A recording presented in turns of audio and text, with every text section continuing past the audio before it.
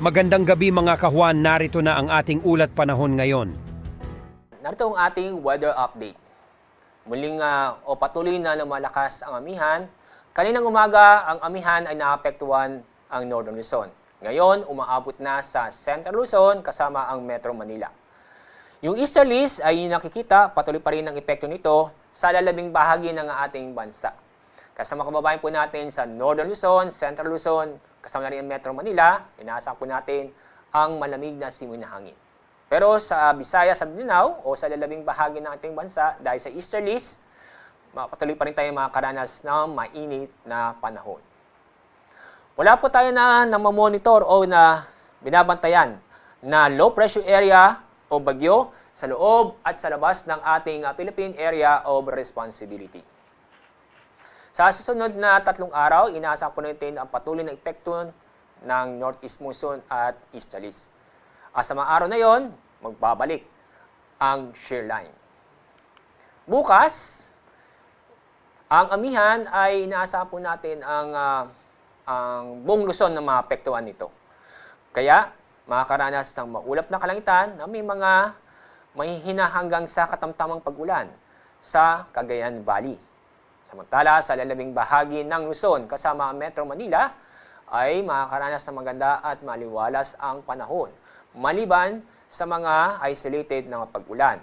Asahan din ang mga isolated na thunderstorm sa mga kababayan po natin sa Bicol Region. Dapat tayo sa Visayas at Mindanao.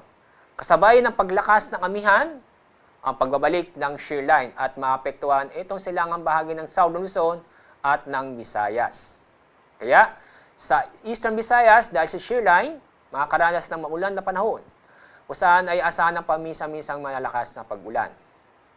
Kaya sa mga kababayan po natin, sa Eastern Visayas, mag-ingat po tayo at maging alerto dahil sa mga pag-ulan, lalo yung malalakas na pag-ulan na posibleng magdulot ng pagbaha o paghuna lupa.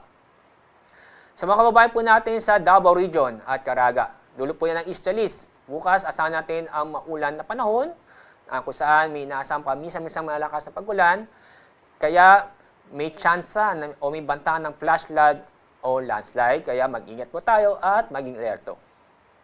Sa lalabing bahagi ng Visayas at sa Mindanao, fair weather po tayo kung saan ay bahagyang maulap hanggang sa maulap ang kalangitan, maliban sa mga isolated na pag-ulan o mga biglaang buhos ng ulan dala ng thunderstorm. Dahil sa malakas ng hangin na dala ng amihan, ngayong araw nag-issue tayo ng yellow warning dahil inaasahan po natin ang matataas na alon na aabot hanggang 5 metro sa lugar o sa mga baybaying dagat sa Batanes at Babuyan Islands. Ang halos 5 metro ay halos kasing taas ng isang palapag na gusali.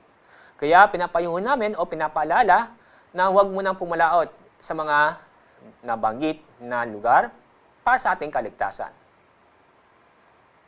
Ang araw lulubog sa ganap na 5:56 ng hapon. Bukas, ang araw na sisikat sa oras na 6:24 ng umaga.